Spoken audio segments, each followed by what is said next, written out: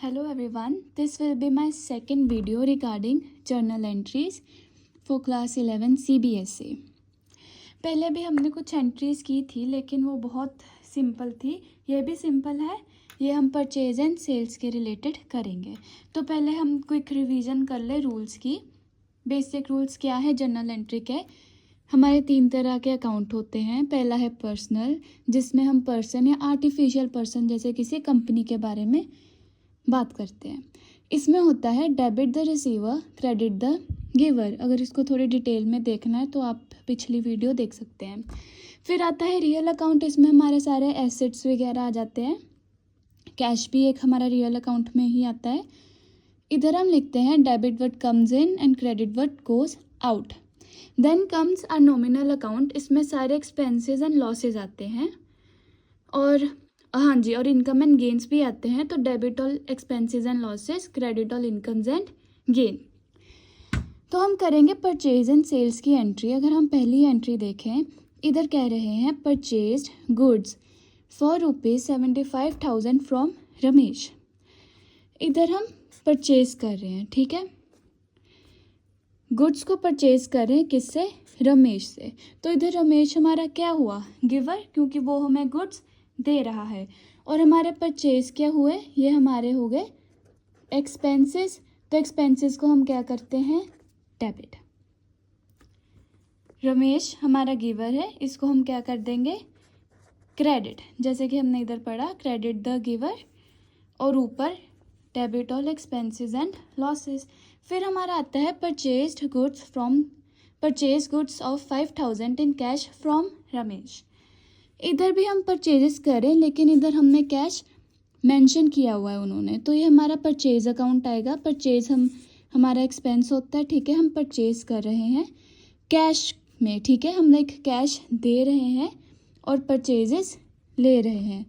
इधर आएगा what goes out, ठीक है। तो परचेजेस में हम क्या करें? जो भी हम खरीद रहे हैं वो तो आ रहा है, ठीक है। और दूसरी बात, वो हमारा एक्सपेंस है, तो डेबिट ऑल एक्सपेंस कर देंगे, ठीक है। उसकी जगह हम क्या दे के परचेज कर रहे हैं? हम कैश को दे रहे हैं ना, मतलब कैश हमारा जा रहा है, तो वो हमारा क्रेडिट हो जाएगा और एक्सपेंसेस हमारे डेबिट हो जाएंगे। ये दोनों थी परचेज की एंट्रीज। इधर मेनली डिफरेंस यही था कि नाम तो दोनों जगह लिखा है, पर कहाँ हमने कैश लिखा है और कहाँ हमने नाम लिखा है, ठीक है। इधर हमें सिंपल रमेश दिया हुआ था और इधर हमें कैश में मेंशन किया हुआ था। फिर हमारी आती है सेल्स की एंट्रीज, अब शुरू हो रही है। तो अगर हम थर्ड देखें, sold goods for ₹25,000 in cash. अब इधर अगर हम देखें, हमने की है cell.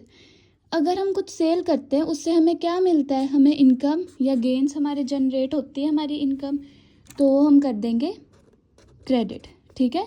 Credit all income and gains. Sold good, ठीक है।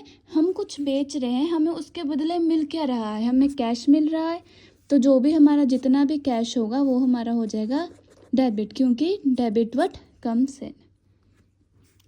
फोर्थ एंट्री है sold goods for ₹50,000 against cheque. अब इधर इन्होंने मेंशन किया हुआ चेक।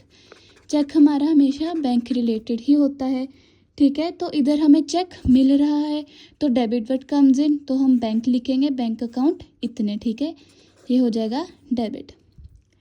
और क्योंकि हम सेल्स कर रहे हैं, सोल्ड किया है, सेल्स कर रहे हैं, हमें इनकम एंड गेन्स मिल रही है, तो वो हमारा क्रेडिट में आ जाएगा टू सेल्स अकाउंट, ठीक है। Credit all income and gains. Then हमारा फिफ्थ क्या कहता है? Sold goods to Vikram for ₹10,000 against cash. जैसे इधर हमें चेक का मेंशन था, अब इधर हमें कैश का मेंशन है, तो हमें कैश मिल रहा है, तो डेबिट व्हाट कम्स इन, और सेल्स हमारी क्या है? इनकम एंड गेन्स, ठीक है। सोल्ड किया है ना, तो सेल्स हमारी इनकम एंड गेन्स में आएगा। फिर सिक्स कहता है sold goods to Ashutosh for ₹20,000, ठीक है। अब इधर इन्होंने नाम मेंशन किया हुआ है, इधर हमें कैश या चेक नहीं मेंशन किया हुआ, इधर हमें आशुतोष नाम मेंशन किया है, तो ये हमारा क्या हो गया? रिसीवर हो गया, ठीक है। Sold goods to Ashutosh means जो हम बेच रहे हैं वो आशुतोष को मिल रहा है, वो रिसीव कर रहा है, तो डेबिट द रिसीवर। तो इसीलिए इधर हमने आशुतोष को डेबिट कर दिया। और अगेन ये है तो हमारी सेल्स ही, तो हमारे सेल्स अकाउंट क्या हो जाएगा, क्रेडिट, क्योंकि सेल्स हमारी क्या होती है, इनकम एंड गेन्स।